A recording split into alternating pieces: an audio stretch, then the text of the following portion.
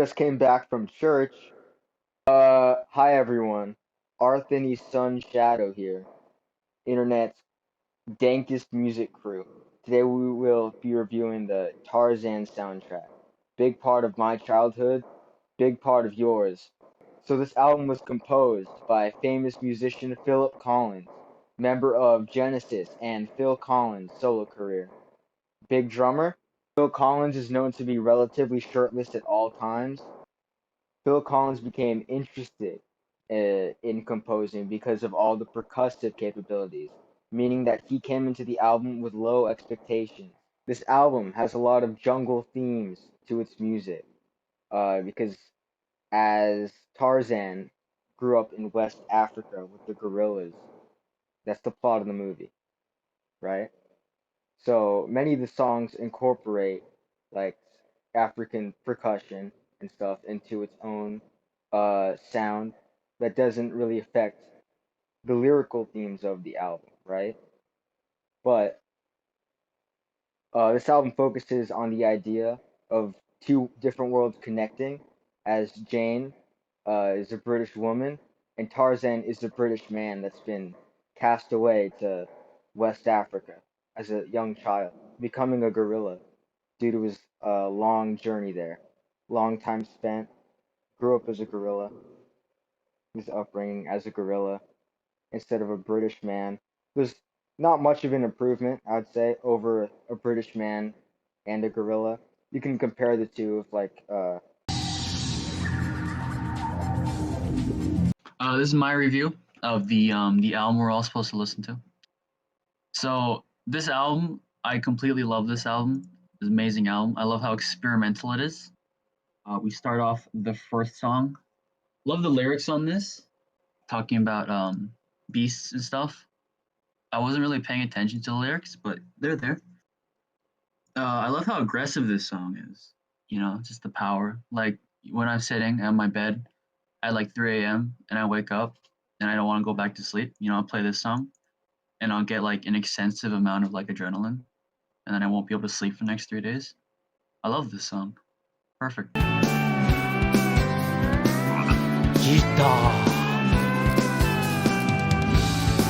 all right, Sam, ready? Yeah.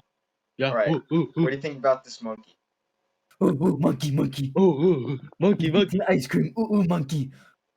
Yeah, chocolate. Chocolate ice cream. No, that's dirt. That's dirt. That's chocolate. He's eating dirt ice cream. What a guy. Dirty He's ice cream. hungry. He's hungry, man. He's hungry, though.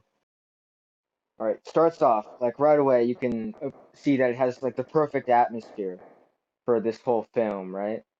Because it has like a lot of like the jungle percussion that I was speaking about before. Yeah, great jungle influence, but it keeps its pop appeal, meaning that if you're not familiar with more like world African music, you will probably like it, even though it's a bit awkward, it's a bit weird, but you will like it because of its pop appeal, because it's such a good song. Phil sounds like a British man here. I don't really like that personally, because that focuses more on the Jane side of the world and not Tarzan, because Tarzan is he's in West Africa. So maybe if they got like a gorilla. While this track is more laid back, the backing track, as all, is very rambunctious. The aggression, though turned down, still very present, still very much gets the adrenaline up, kind of thing I'd listen to in the middle of the day, get me going, get me angry at things that I normally wouldn't be angry at, but that's a good thing. Get the anger out. A lot of songs on this album, they just want to make me shout, but I can't because I live with my parents. Monkey. Next monkey. Oh, monkey. Oh, sure. Yo, that's like Monkey. Elvis Presley. It is Elvis Presley. It's Look at the a guitar. Oh my God, monkey. Oh, dude, this is like an isekai of Elvis Alright, Presley. the third song doesn't tie into the motherly aspect, but rather into the innocence of Tarzan, because he is a human, but he was raised like secluded from the rest of his kind. So there is like an innocence that was retained in his mind that's represented in this third track, "Son of Man." It's very well layered, and the song also shows Tarzan has grown more independent. Because the second track, like uh, his mother's more like, uh, it's more comforting, but like you see that he like relies on his mother like a lot. And so this shows that he's like grown like less uh dependent of that. And then trashing out the camp, that's less. It's not an innocent song. It's pretty violent, actually. It's my least favorite out of all the soundtracks, but out of all the tracks in the soundtrack, it's not that good. It's very childish. It undoes everything what the third track was supposed to do. But it's fun. It's a really funny song. It's a really funny song. One of my favorites. It's one of my favorites off the soundtrack. I think Tarzan would really like it if he was like a real person, like the Monkey Man, because there's a lot of like woo. And then this song contains a lot of the percussion that Phil Collins wanted, that drew him to the project. But the bad thing about that is percussion is boring and it sucks. So this song is really just not that interesting to me. This one's a banger. This one's a banger. This is the kind of song where after I finish listening to the song, I'll get up with my bowl of cereal and just start shouting the lyrics. That's just that kind of song. And I'll walk out of my room and my parents will ask me what I'm doing. And I'll have to casually hide what I'm doing because I don't want to show them this album because I don't think they get it. Some of the lyrics here are like pretty ridiculous, I think. Like let me just um Zobway dop doobie doos Zobway dap doobie doo zap a dee doo bob zwe dab zwe doo. These lyrics really like hinder back. It increases the humor level, I think. But like, that's not really important when it comes to a film soundtrack. I want more like cinematic, atmospheric things, which all the tracks seem to have. Very choppy. I think it has a feature on it. I don't know. I didn't check. I just think it does. Maybe some samples on it here and there. Samples really add to the song. So yeah, this one's probably a 1 a.m. out of 12 a.m. Honestly, at 1 a.m. pop this song on, keep myself awake till about 2 a.m. when I listen to the first song again. Oh, bro. Nice schlong, man. Look Big at monkey. him. He's gonna Sam, climb into the bed Sam, what do you like think this monkey's name is? schlong. Yes. Sam, what's your favorite part about this monkey? It's schlong. This is the type of monkey that's gonna like come out of your closet and be like He's gonna like bite you. He's gonna bite you and then go ooh. He's gonna, oh, he's look at his hair. gonna- Damn, this monkey has hair. he does.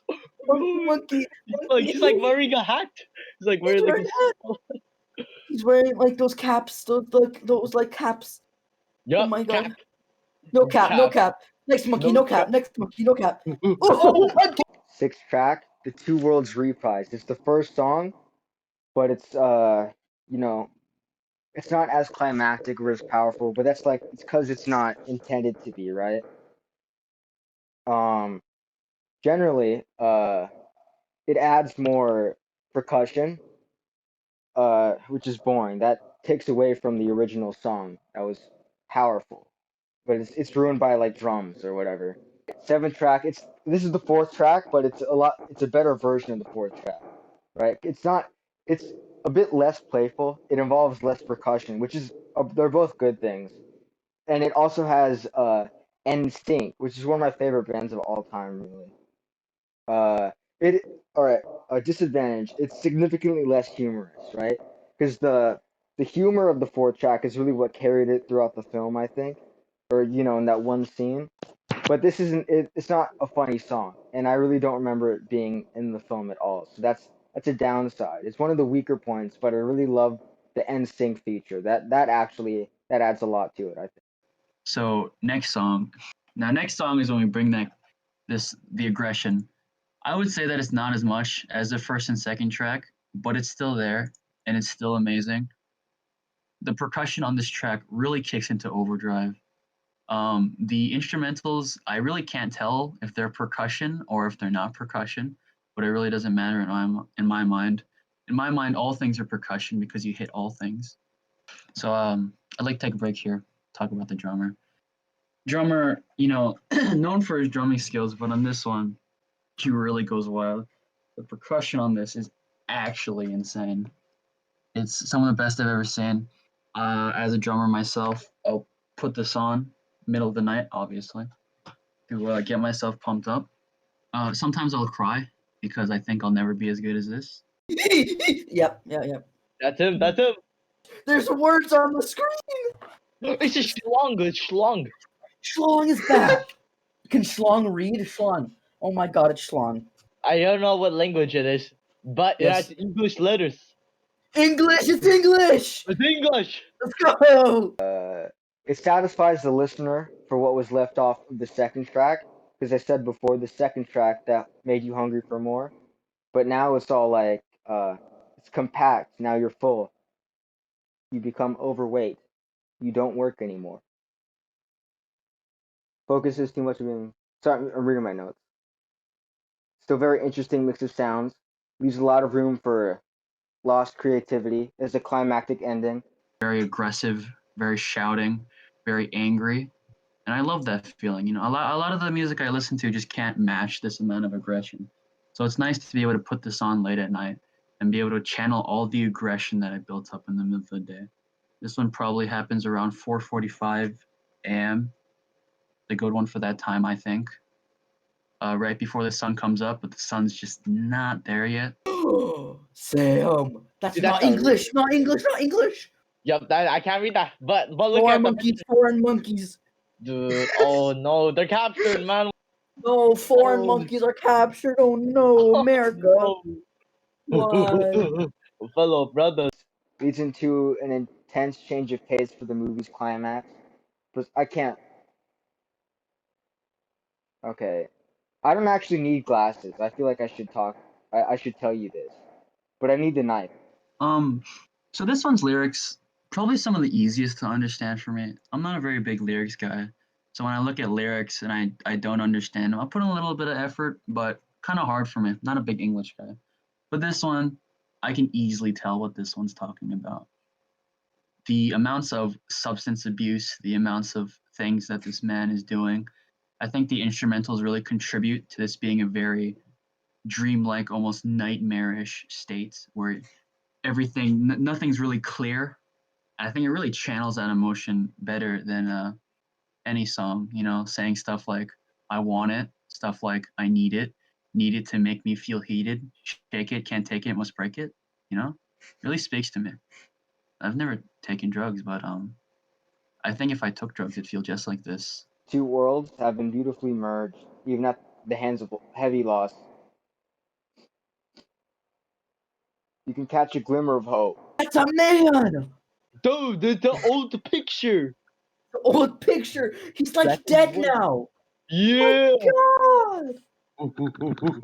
They- That's it. That's not a That's monkey. That's a woman. That's it. What? The It's a woman fart? woman monkey. Can she fart? Do what you want. I'm gonna keep it real. The two worlds finale. Alright? It sends the film off in a good light. It shows that it ends in Tarzan's world with the contribution of the jungle theme. Which is not forgotten, but in the later section of the album, it's more of a forgotten jungle theme. It's less important, but then it gets brought back with the two worlds finale. Everyone remembers this in the movie. It's very memorable. The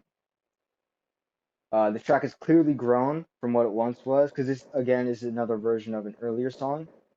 It has a ridiculously powerful ending. The ending in the movie is amazing, honestly. Everyone remembers it. Everyone remembers. Really, I think everyone remembers like Swing and how happy it ends with Jane and stuff, and the two worlds connected. So like the message in the movie also like reflects because they played the two world song at the end of the movie. I really like when Tarzan yodels like a monkey. Whoa, whoa, whoa, whoa, oh, whoa. That's the lyrics to this song. That shows who he was and how he's been raised and how that affects him. and society and his new future relationship with Jane. I basically give the Tarzan original soundtrack. This is a very good one. I think it's a good ender. I feel like all the stuff that the album was doing before kind of climaxes here. Very aggressive feeling to it. It really retains its consistently throughout the whole thing. Vocals, I never get bored of the vocals. The beats, the sounds that they add to just enhance the power. This album, it's a great album. I would recommend this album to anybody who listens to music late at night, preferably between 1 a.m. and 6 a.m. I think that's the ideal time to listen to this album. Really gets you pumped up and ready to tackle the day that starts in the next 8 hours, but it's always good to be ready early. I'm going to give this album a strong 9 out of 10. All right. Sick. Red. All right. I knew I could freestyle it.